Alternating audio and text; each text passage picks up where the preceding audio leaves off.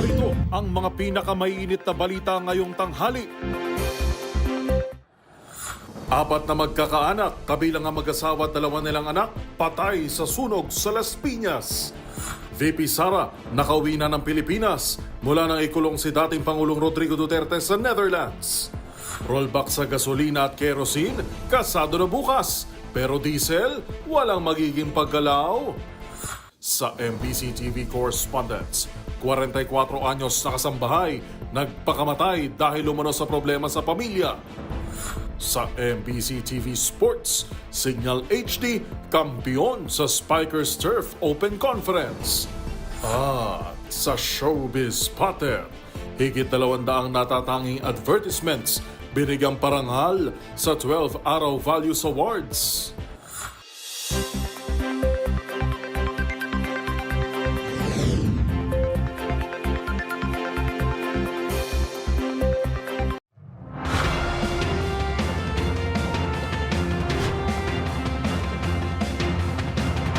Bawat balita, makabuluhan.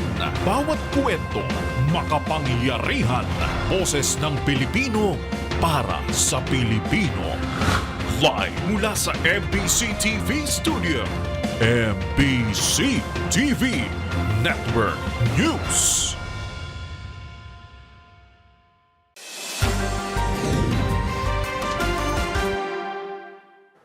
Pilipinas, una sa ating mga balita. Patay ang apat na magkakaanak sa sunog na sumiklab sa isang residential area sa Bernabe Compound, Barangay Pulang Lupa, 1, Las Piñas City. Ayon sa Bureau of Fire Protection, miyembro ng iisang pamilya ang nasawi, kabilang ang mag-asawa at dalawa nilang anak na 17 at 3 taong gulang.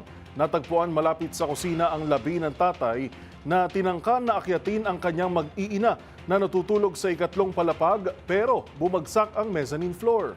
Kwento ng kapatid ng padre de pamilya, 5 sila sa loob ng bahay nang mangyari ang sunog pasado 1:00 ng madaling araw, kabilang ang 62-year-old nilang ina na unang naisalba. Umabot lang sa unang alarma ang sunog na naapula rin pasado 2:00 ng madaling araw. Inaalam pa ng Bureau of Fire Protection ang sanhi ng sunog at halaga ng natupok na ari-arian.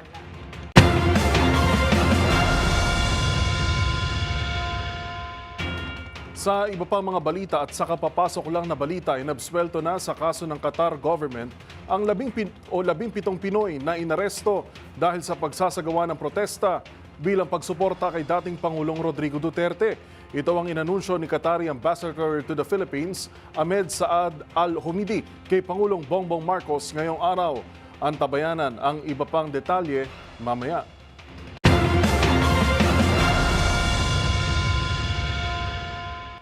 Samantala, nakauwi na si Vice President Sara Duterte sa Pilipinas matapos ang mahigit 3 linggong pananatili sa the Netherlands para alalayan ang kanyang amang si dating Pangulong Rodrigo Duterte na nakapiit sa ICC Detention Center. Ayon sa bise, naibigay na niya ang mga kinakailangan dokumento at tapos na ang kanyang misyon sa The Hague matapos mapabalitang nakumpleto na ang core defense team ng dating Pangulo. Una sa balitang yan, si Rina Hesoro. Balik Pilipinas na si Vice President Sara Duterte matapos ang halos 1 buwang pananatili sa Netherlands para alalayan ang kanyang amang si dating Pangulong Rodrigo Duterte na nakapiit sa detention cell ng International Criminal Court sa The Hague. Nagdesisyon si Vice President Sara na bumalik ng bansa matapos makompleto ang core defense team ng ama para sa kaso nitong Crimes Against Humanity sa ICC na pangungunahan ni Attorney Nicholas Kaufman. Dumating si VP Sara sa NAIA bago mag-10 kagabi, sakay ng Emirates Airline flight number EK334. Una rito, sinabi ng pangalawang Pangulo na tapos na ang kanyang misyon sa The Hague at well-organized ang lahat, kabilang ang sistema sa pagbisita ng kanyang pamilya kay dating Pangulong Duterte. Matatanda ang nagtungo sa The Hague si VP Sara noong March 12, isang araw matapos arestuhin ng ama sa NAIA pagdating mula sa Hong Kong. Samantala, sa kanyang pagbabalik sa bansa ilang buwan na lamang ay magsisimula na ang kanyang impeachment trial na una nang binanggit na magaganap sa Hulyo. Matatanda ang sinabi ni VP Sara na tuloy-tuloy ang paghahanda ng kanyang mga abogado para sa kanyang nalalapit na impeachment trial. Para sa MBC TV Network News, ito si Rina Hesoro ng DZRH. Una sa Pilipinas, una sa Pilipino. Sa kaugnay na balita, hindi binuwag bagkus ay isinaayos lamang ng Armed Forces of the Philippines ang hanay ng militar na kabilang sa Vice Presidential Security and Protection Group o VPSPG. Pagtitiyak ng Philippine National Police sa kabila ng reorganization na ito ng AFP, nakahanda pa rin ang pambansang pulisya na magbigay ng seguridad sa pangalawang Pangulo. Ang buong detalye ihahatid ni Edniel Parosa. Tiniyak ng pambansang pulisya na handa pa rin itong bigyan ng seguridad ang pangalawang Pangulo sa kabila ng pag-reorganize ng militar sa Vice Presidential Security and Protection Group. Ayon kay PNP spokesperson, Police Brigadier General Jean Fajardo, hindi winidraw o binawi ng pulisya ang 25 nitong tauhang nakatalaga sa grupong nagbabantay sa kaligtasan ng Vice Presidente. Kasunod ito ng pag-aproba ng Department of National Defense sa pagbihis sa VPSPG bilang AFP Security and Protection Group. Mula pa nitong Pebrero, taliwas sa unang ulat, iginiit ng AFP na hindi binuwag ang VPSPG at sa halip, inadjust lamang umano para ma-unify o mapag-isa ang security and protection operations na inaalok ng mga sundalo. Sa panayam ng DZRH, sinabi ni Fajardo na nagre-report pa rin sa Campo Aguinaldo ang kanilang mga tauhan pero inamin niyang underutilized ang mga ito. We will have to wait po since na-reorganize po itong DPSPG into AFP SPG po. If they need nga po na magdagdag at mag-request po ng additional personnel po sa PSPG, ay gagawin naman po natin yan at may ready po na personnel ang PSPG. Ginawa ng PNP spokesperson ng paniguro bago pa man bumalik si VP Sara Duterte sa bansa mula sa ilang linggong para natili sa dahig para asikasuhin ng kaso ng amang si dating Pangulong Rodrigo Duterte. Magugunitang pinalitan ng PNP ang 75 nitong personnel na naka-assign sa VP Security Group noon lamang nakaraang taon. Para sa MBC TV Network News, ito si Edniel Parosa ng DZRH. Una sa Pilipinas, una sa Pilipino.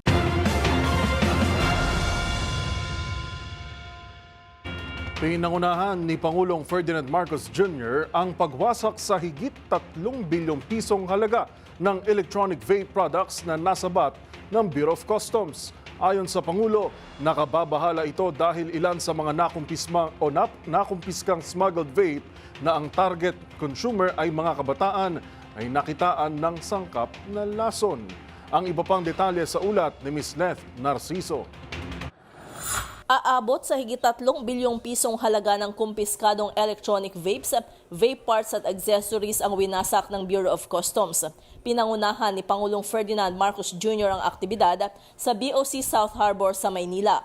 Ang nasabing mga produkto na tinayang nasa halos 3 milyong piraso ay nasamsam sa 10 operasyon ng Port of Manila, Manila International Container Port at BOC Intelligence Group. Bahagi ito ng anti-smuggling campaign ng Bureau of Customs. Sa kanyang mensahe, nagpahayag ng pagkabahala si Pangulong Marcos dahil nakitaan niya ng sangkap na lason ang ilan sa mga nakumpiskang smuggled vape. Idagdag pa niya na base sa packaging ng mga ito ay mukhang target ang mga kabataan. Kakabahala dahil kung titignan natin yung packaging talagang para sa bata. Kaya ang target market nila bata. So unang-una, gusto nilang turuan ma-addict ang mga bata sa vape.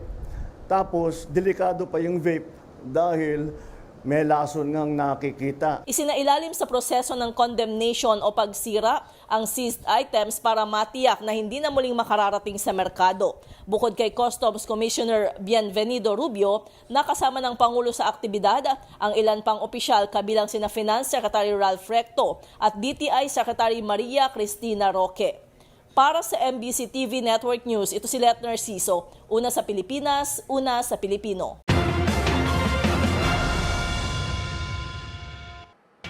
Puspusa na ang paghahanda ng Parañaque Integrated Terminal Exchange at mga ahensya ng gobyerno para sa inaasahang exodus ng mga biyahero sa darating na Holy Week. Inaasahang papalo sa 2.5 million ang mga mananakay sa terminal mula April 9 hanggang 23. Bilang bahagi ng multi-agency effort ang magde-deploy ang Land Transportation, Franchising and Regulatory Board ng karagdagang public utility buses. Magpapatupad naman ang Metropolitan Manila Development Authority ng traffic management strategy sa paligid ng terminal upang maiwasan ang congestion at masigurong maayos ang passenger movement. Ang Land Transportation Office magsasagawa ng random inspection sa mga bus at driver screening sa habang ang Transportation Department ang mamamahala sa overall transport operations para sa epektibong koordinasyon ng stakeholders.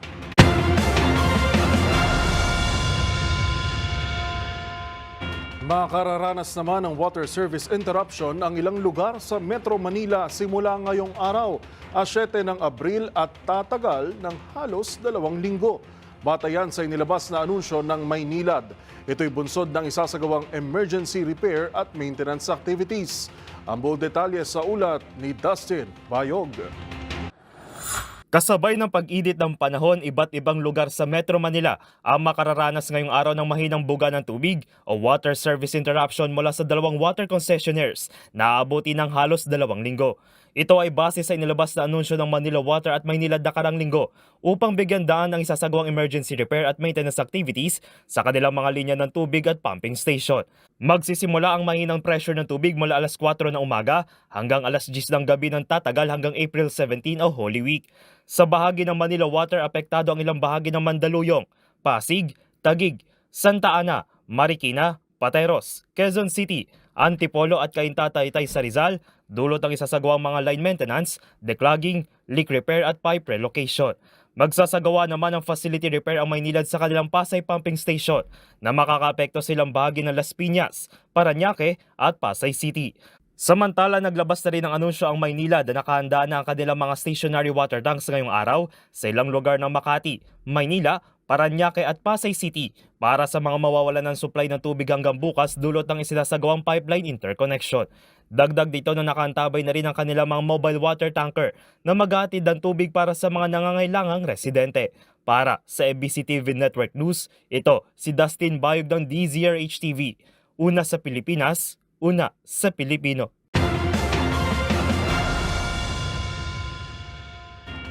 Taliwas sa inaasahang taas presyo, asahan ang katiting na rollback sa krudo bukas. Sa abiso ng mga kumpanya ng langis, 10 centavos ang bawas sa kada litro ng gasolina, habang 50 centavos sa kerosene. Wala namang magiging paggalaw sa presyo ng diesel. Ayon sa Department of Energy Oil Industry Management Bureau, kabilang sa nakakaapekto ang pagpataw ng Estados Unidos ng mga mas mataas na taripa sa iba't ibang bansa na nagdulot ng pagbagsak ng merkado gaya ng oil market.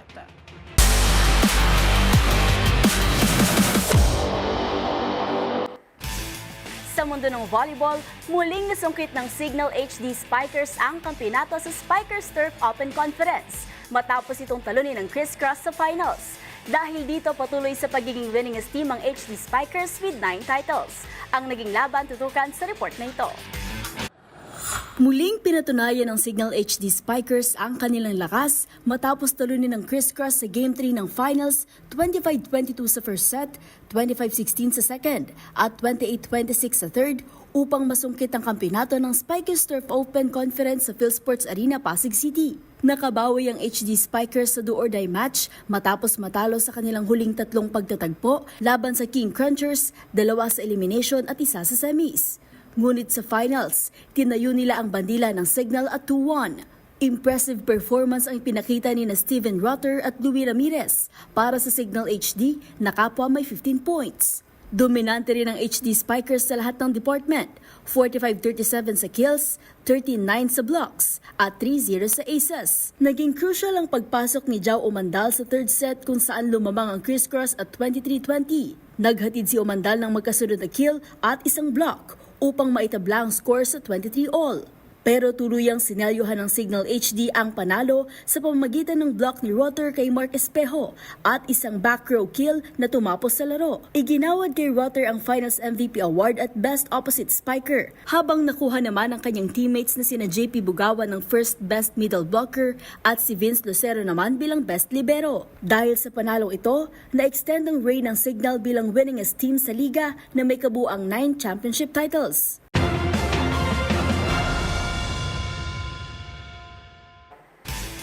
Sa Sa aming pagbabalik, Rhea de Maculangan at Erica Staunton maglalaro sa Creamline para sa ABC Champions League. Manatiling nakatutok sa MBC TV Network News.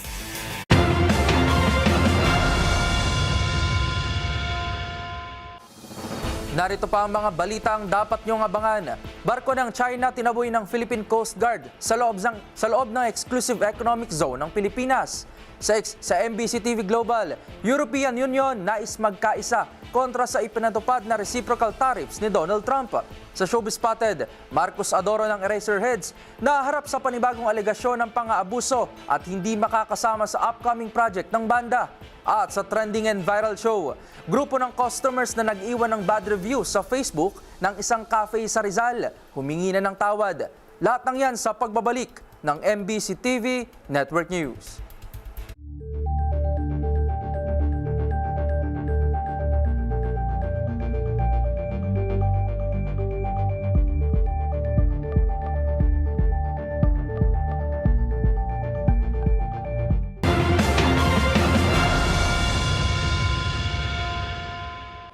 Inabswelto at laya na ang 17 Pinoy na inaresto dahil sa pagsasagawa ng protesta bilang pagsuporta kay dating Pangulong Rodrigo Duterte sa Qatar. Ito ang inanunsyo ni Qatari Ambassador to the Philippines kay Pangulong Bongbong Marcos ngayong araw. Alamin natin ang iba pang detalye mula sa Malacanang, Ms. Leth Narciso. Ms. Leth. Kinanunsyo ng Malacanang ang tuluyang paglaya ng 17 Pilipinong inaresto sa Qatar matapos magsagawa ng political demonstration. Sa press briefing, sinabi ni Palace Press Officer Claire Castro na ngayong umaga ay nakausap ni Pangulong Ferdinand Marcos Jr.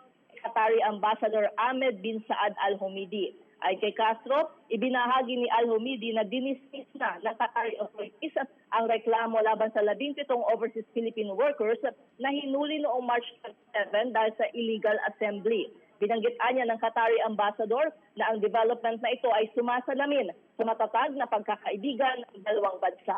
Narito si Yusek Castro. Sinabi ng Qatari Ambassador na pinalaya na ang 17 na inaresto sa Qatar at dinismiss na rin ang mga kaso laban sa kanila. Ayon kay Ambassador Al Humidi, ito raw ay refleksyon ng maganda at matatag na pagkakaibigan ng dalawang bansa. Ayon sa palasyo, pinatutukan ni Pangulong Marcos sa Department of Migrant Workers ang pagpapalaya sa nasabing mga Pilipino. Matatandaang noong parang linggo, unang iniulat ni DMW Secretary Hans Leo Kakdak na nabigyan ng provisional release ang mga OFW. Para sa MBC TV Network News, ito si Leth Narciso. Una sa Pilipinas, una sa Pilipino. Live mula sa Malacanang, maraming salamat, Ms. Leth Narciso.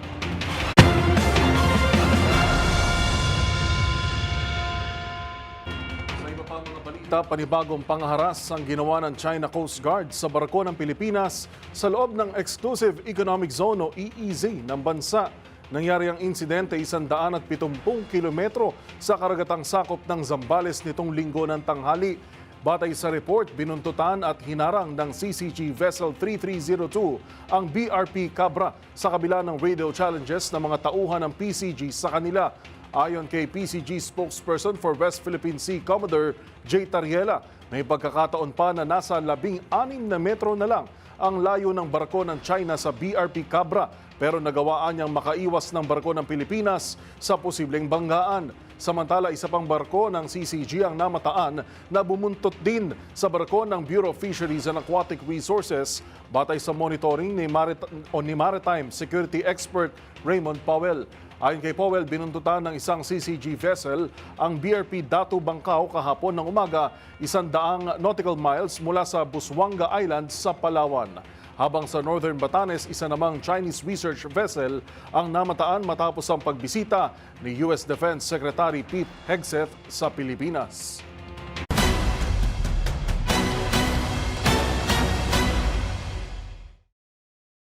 Pinadalhan na ng show cause order at pinagpapaliwanag ng Commission on Elections ang mga kandidato na gumagawa ng ingay sa social media dahil sa pagbibitiw ng mga hindi kanais-nais na biro sa gitna ng kampanya.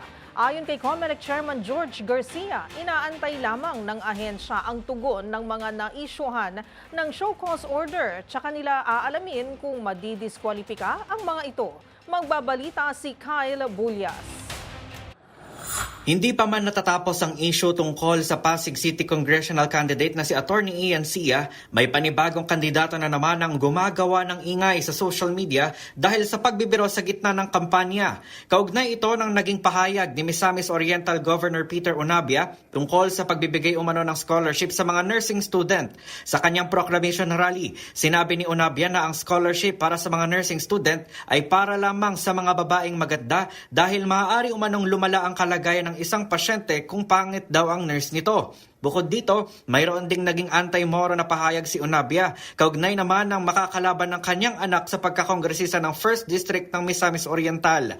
Nagbabala umano si Onabia na huwag suportahan ang mga kandidatong may koneksyon umano sa Marawi City at Bangsamoro Autonomous Region in Muslim Mindanao dahil may kaugnayan umano ito sa kriminalidad at karahasan. Humingi na ng dispensa si Onabia tungkol sa kanyang pahayag pero nananatiling tikom ang bibig nito tungkol sa binanggit nito sa mga nurse. Kaugnay nito, sinabi ni COMELEC Chairman Atty. George Garcia na patadalhan si Onabia ng show cause order. Bukod dito, isa pa umanong kandidato sa pagkagobernador sa Batangas ang pagpapaliwanagin ng COMELEC dahil naman sa paninirang puri sa kalaban nito. Sabi ni Garcia, kapag natanggap na ang sagot ng mga inisyuhan ng show cause order, saka lamang nila alamin kung madidiskwalipika ang mga ito. Issue po tayo ng show cause order at matapos sumagot ay babalansin na alamin kung talaga bang dapat kasuhan siya ng kasong kriminal, election offense, and at the same time, disqualification. Dagdag pa ni Garcia, target anyang resolbahin ng COMELEC ang lahat ng disqualification cases bago sumapit ang halalan.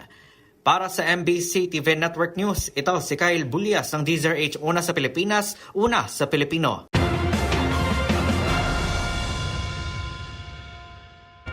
Hindi makalalabas ng bansa ang inarestong Russian vlogger hanggang may kaso pa ito sa Pilipinas.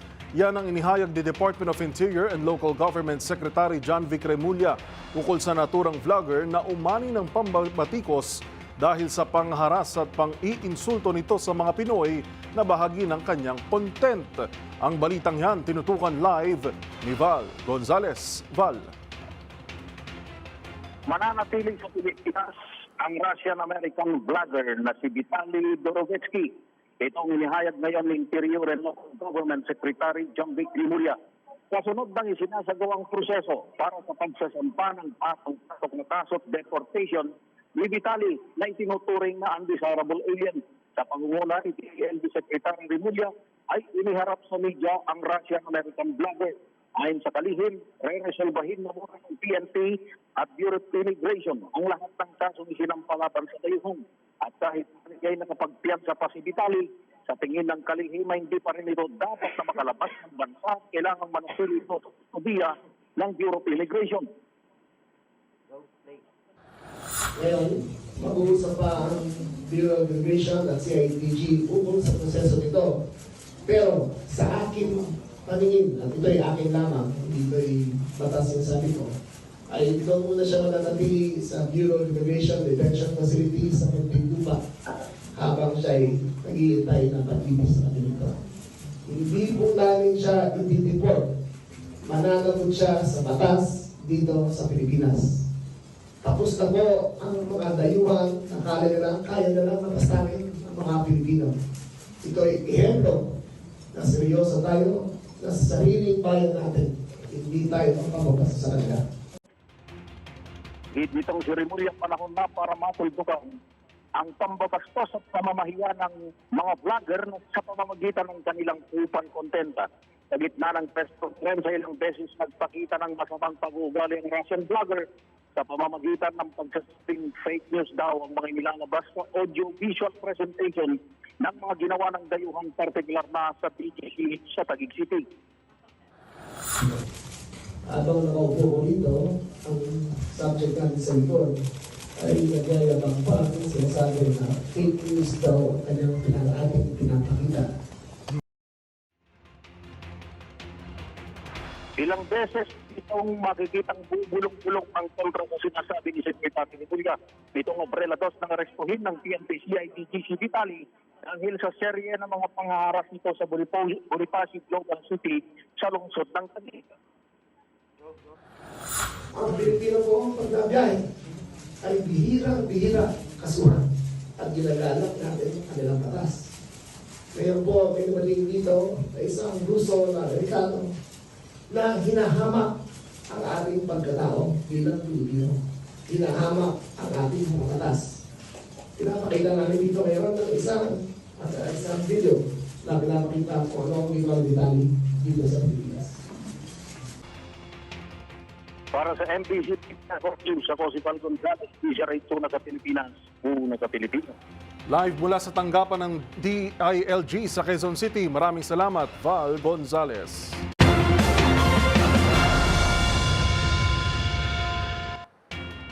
Nanawagan ang isang kongresista na ipasa na ang panukalang batas na napagtibay ng Kamara tungkol sa pagrepaso ng Philippine Building Act. Ayon sa kanya, 48 taon na ang nakakalipas ng unang napagtibay ang naturang batas at napapanahon na para suriing muli ang regulasyon sa pagpapatayo ng mga gusali sa bansa at siguruhin ang katatagan ng mga ito bilang paghahanda sa pinangangambahang The Big One.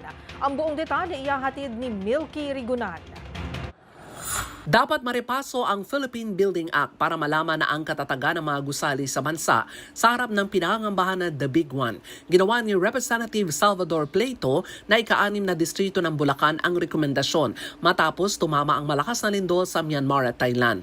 Ayon kay Pleito, Vice Chairman ng House Committee on Public Works, luma ng umiiral na Philippine Building Act na napagtibay na 48 years na ang nakalilipas. Sabi ni Pleito, kailangan ng repaso sa mga batas na umiiral tungkol sa pagtatayo ng mga gusali para malaman kung akma sa kasalukuyang panahon. Kabilang sa dapat ikonsidera kung ligtas sa maitinatayong matataas na buildings, kakayahan sa malakas na pagyanig, at factor din na dapat ikonsidera ang paglobo ng populasyon, lalo na sa Metro Manila bukod sa epekto ng climate change. Narito si Congressman Salvador Pleito sa panayam ng isyung pambayan. Dapat mayroon pa tayo bagong Philippine Building Act para ma-repeal na natin yung obsolete 48 years ago, yung Republic Act 6541, na this is an act to ordain an Institute National Building Code of the Philippines, at saka yung PD 1096, otherwise known as the National Building Code of the Philippines. Kaya para ma-prevent po natin disaster to happen, somewhat, i-regulate natin ng mga impact ng hazards. Kaya po nananawagan muli na sana aksyonan na ng Senado itong ating mga bills na nakarating doon sa kanila.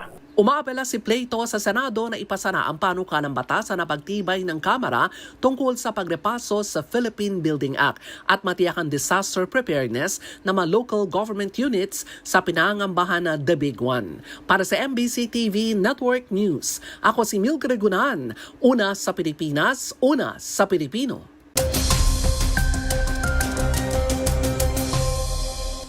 Para sa ating ulat panahon ngayong araw ng Lunes, dalawang weather systems ang umiiral ngayon sa ating bansa.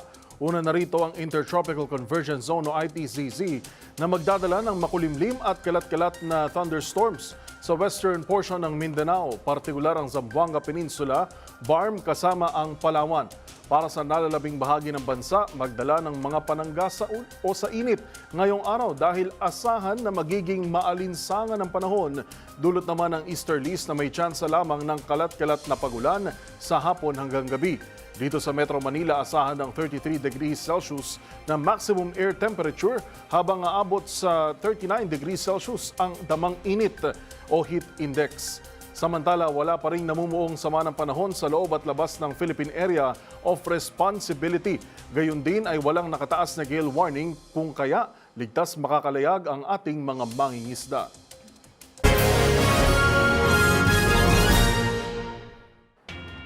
Kasunod ng China at Canada, sumagot na rin ang mga bansang kasapi ng European Union ukol sa ipinatupad na reciprocal tariffs ni US President Donald Trump noong nakaraang linggo. Hinihiling ng mga kasaping bansa na bawiin ang naturang panukala at kung hindi ay asahan ang gagawin nilang countermeasures bilang tugon dito. Yan at ay ang iba pang mga napapanahong balita mula sa iba't ibang panig ng mundo sa Global Headlines Report ni James Galangi. Inaasahang magtutulungan ang mga bansang kasapi ng European Union para magpatupad ng retaliatory tariffs bilang sagot sa pinatupad na reciprocal tariffs ni US President Donald Trump. Ayon sa European diplomats, layon nito na magkaroon ng nagkakaisang mensahe sa gustong makipag-ayos sa Estados Unidos ukol sa pagtanggal ng mga taripa, ngunit handa rin daw silang tumugon ng countermeasure kung ito'y mabigo. Ito rin anya ang simula ng kinatatakutan ng ilan na global trade war na magpapamahal sa mga produkto sa pandaigdigang merkado at magtutulak sa global recession o pagbagal ng pag-usad ng ekonomiya sa maraming bansa. Sa ipinatupad na reciprocal tariffs si Trump, naharap ito sa 25% import tariff sa lahat ng steel at aluminum habang 20% naman sa iba pang mga produkto. Samantala, inilabas na sa publiko ang video kung saan pinaslang ng Israel Army ang 15 aid workers ng Gaza noong nakaraang buwan. Ayon sa Palestinian Red Crescent, na-recover ang video mula sa isang mobile phone ng isang paramedic na kasama ring napatay sa insidente. Depensa naman ng Israel Defense Forces o IDF, 6 sa mga medical responders ay may kaugnayan na raw umano sa militanteng grupong Hamas, ngunit wala naman itong paninisintang ebidensya. Kamakailan nga lang ay natagpuan ang kanilang mass grave na tinabunan ng buhangin at sinasabing pinatay habang nagsasalba ng buhay. Sa iba pang balita, isinagawa naman ang kauna-unahang Pyongyang International Marathon matapos ang 6 na taon na nilahukan ng daang-daang runners kasabay ng pagdiriwang na 113 kaarawan ng kanilang founder leader na si Kim Il-sung. Nakilahok din ang mga foreign athlete at ilang elite North Korean soldiers na nagsimula sa Kim Il-sung Stadium hanggang sa mga kalsada ng Pyongyang. Ang naturang event ay inorganisa ng isang Beijing-based travel agency na ayon sa kanila ay isang natatanging karanasan para sa lahat na nagbibigay oportunidad para makasalamuha ang mga lokal. Huling naganap ang Pyongyang International Marathon noong 2019 o bago ang pandemya kung saan mahigit 900 runners ang nakilahok. At yan naman nakalap nating balita mula sa iba't ibang panig ng mundo. Para sa MBC TV Network News, ito si James Galangi ng DZRH TV, una sa Pilipinas, una sa Pilipino.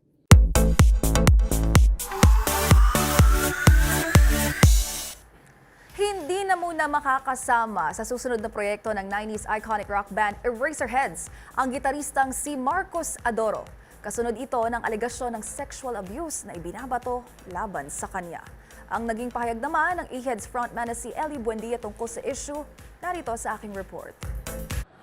Naharap sa panibagong aligasyon ng pang-aabuso ang lead guitarist ng Eraserheads na si Marcos Adoro. Kaugnay niya, naglabas na ng pahayag ang bokalista ng 90s iconic band E-Heads na si Ellie Buendia. Nakasaad dito na upang maharap ng kanilang kabanda ang issue ay hindi muna makakasama si Adoro sa kanilang susunod na proyekto. Kinukundinaan nila ang anumang uri ng pang-aabuso.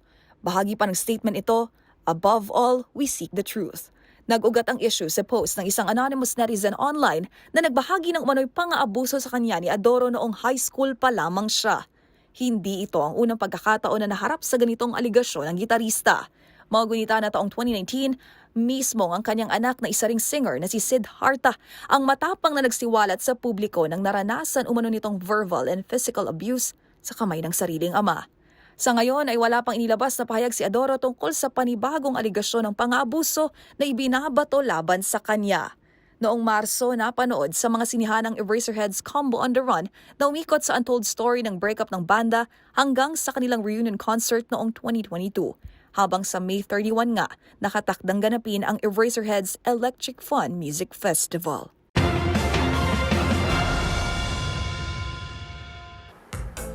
At sa aking pagbabalik, kilalanin ng mga natatanging advertisement na binigyang pagkilala sa 12th Araw Values Awards. Manatiling nakatutok dito lang sa MBC TV Network News. BRB!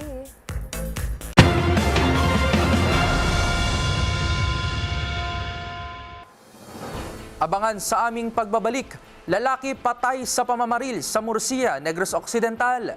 Sa MBC TV Sports, Rhea Di Maculangan at Erica Staunton maglalaro sa Creamline para sa AVC Champions League. At sa Showbiz Spotted, higit 200 natatanging advertisements binigyang pagkilala sa 12 Araw Values Awards. Yan at marami pang iba dito sa MBC TV Network News.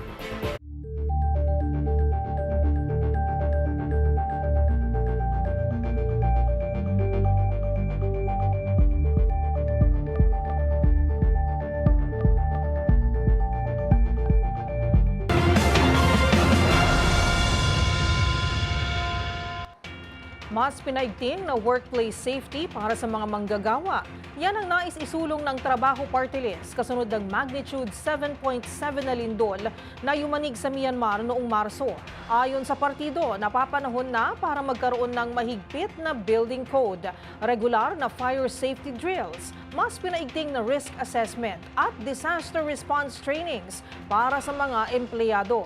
Ang iba pang detalye sa pagbabalik ni Edniel Parosa. Isusulong ng 106 Trabaho Party List ang pinaigting na workplace safety para sa mga manggagawa upang maging handa sila sa oras ng sakuna.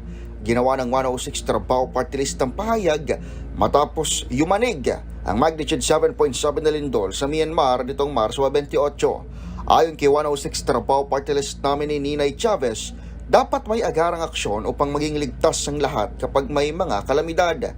Sabi ni Chavez, itataguyod ng Trabaho Party List ang mahigpit na pagpapatupad ng building code, regular na pagsasagawa ng mga fire safety drills, pinaigting na risk assessment at pagsasanay sa mga empleyado pagdating sa disaster response. Inihayag ni Chavez na 106 Trabaho Party List na layo nilang maprotektahan ang mga manggagawang Pilipino sa harap ng mga sakuna. Dagdag ni Chavez ng 106 Trabaho Party List, mahalagang istriktong ipatupad ang building code at ang iba pang protocols para sa kaligtasan ng mga empleyado. Importante ang paghahanda sa mga kalamidad, lalo na't ang Pilipinas ay isa sa mga bansang pinakamadalas kung makaranas ng mga pagyanig. Binanggit ng 106 Trabaho Party List ay naging pagsusuri ng Department of Public Works and Highways sa 21,000 gusali upang matiyak na matibay ito sakaling tumama ang The Big One o ang magnitude 7.2 na lindol sa bansa. Para sa MBC TV Network News, ito si Edniel Parosa ng DZRH. Una sa Pilipinas, una sa Pilipino.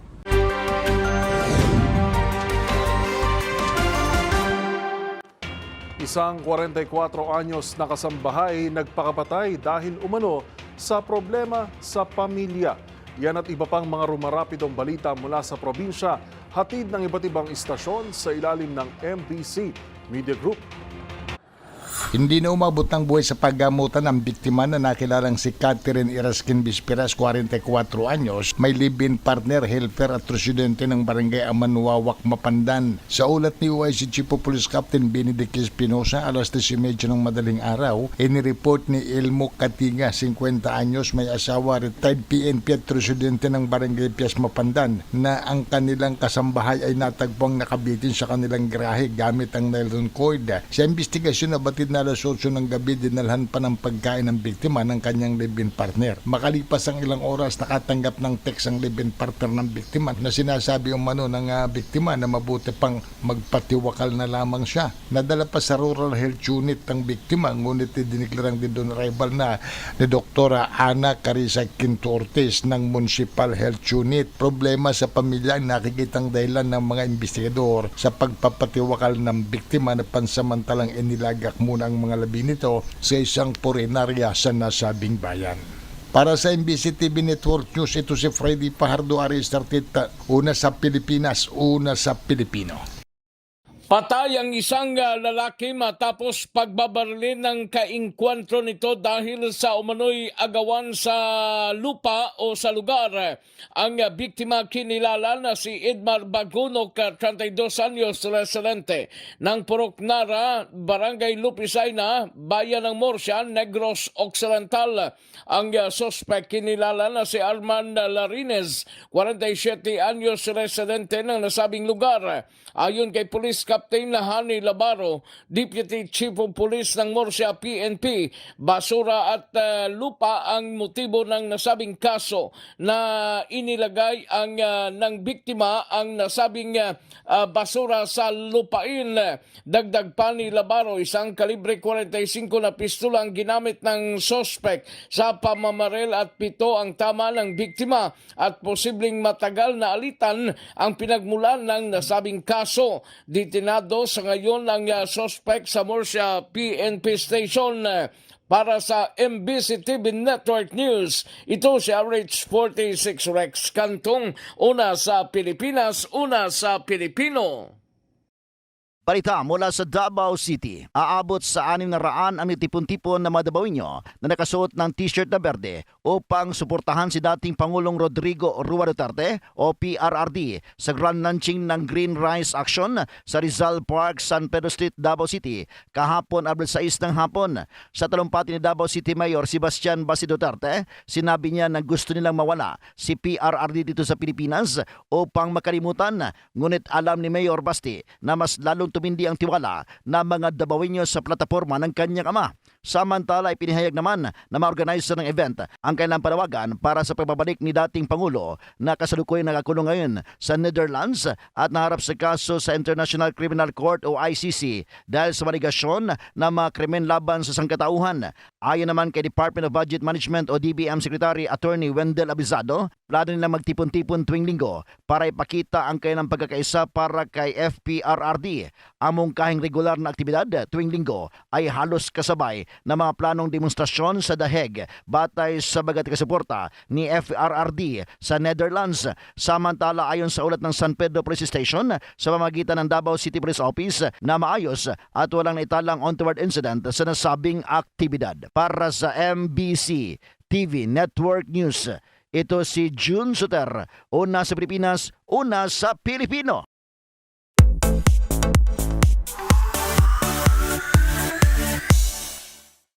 Binigyang pagkilala ang mga natatanging advertisement sa 12 Araw of Values Awards ng Advertising Foundation of the Philippines na ginanap dito sa Aliw Theater. Mahigit 200 values-driven advertisements mula print, digital, multimedia, TV, radio at activation ang ginawaran ng parangal sa ika-12 edisyon ng Araw Values Awards. To all our nominees and awardees, you are proof that advertising is more than just selling a product. It is about shaping minds and making a lasting impact on our society.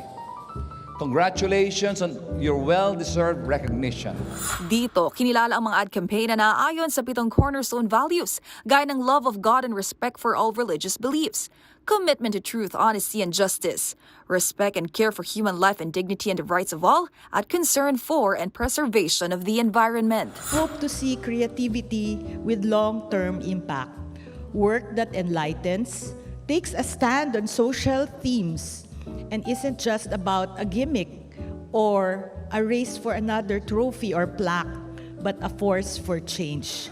Sa gabing iyon nga, ang Katukong Atabungaw, a coffee table book on the preservation of Abra's traditional bottle gourd hat as an intangible cultural heritage under print category ng CIIT College of Arts and Technology ang nag-uwi ng Student Grand Prize. Habang platinum winner naman ang Commission on Human Rights Right the Ride ng agency na VML Manila. Ginanap ang 12 Araw Values Awards na may temang Siklab ng Araw, Liwanag ng Muling Pagsikat noong March 18, hosted by Nicole Hiala ng Love Radio Manila at Rico Paniero ng Yes FM Manila, kasama sina DJ Rakitera at Sexy Megan. Habang napanood naman ang delayed telecast noong Sabado, April 5 sa Kapamilya TFC at dito sa DZRH TV kung saan nagtanghal din ang singers na sina Nicole Asensio, Princess Velasco, DJ Gandawanda, gayon din sina Wency Cornejo at Luke Mijares. Para sa MBC TV Network News, ito si Angelica Cosman ng DZRH TV, una sa Pilipinas, una sa Pilipino.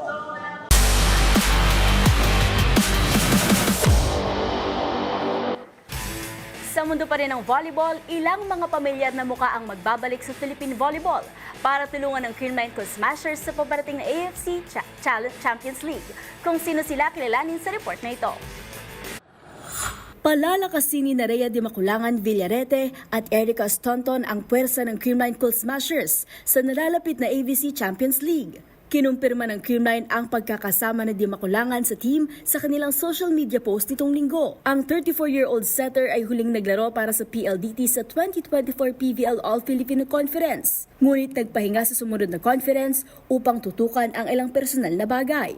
Ilang araw bago ang anunsyong ito, opisyal ding ibinahagi ng Creamline na kasama sa kanilang lineup si Erica Staunton bilang reinforcement sa international tournament. Magugunitang si Staunton ang nagsilbing import ng Creamline sa 2024 PVL Reinforced Conference kung saan nakuha nila ang championship title. Kasama ng Creamline ang Petrogas at PLDT na magsisipaglaban sa ABC Champions League na gaganapin sa Pilipinas mula April 20 hanggang 27.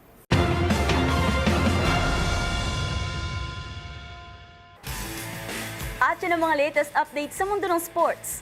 Para sa MBC TV Network News, ito si Mili Borja ng DZRH TV, una sa Pilipinas, una sa Pilipino. Balik sa inyo, Miss Karen, Yuel.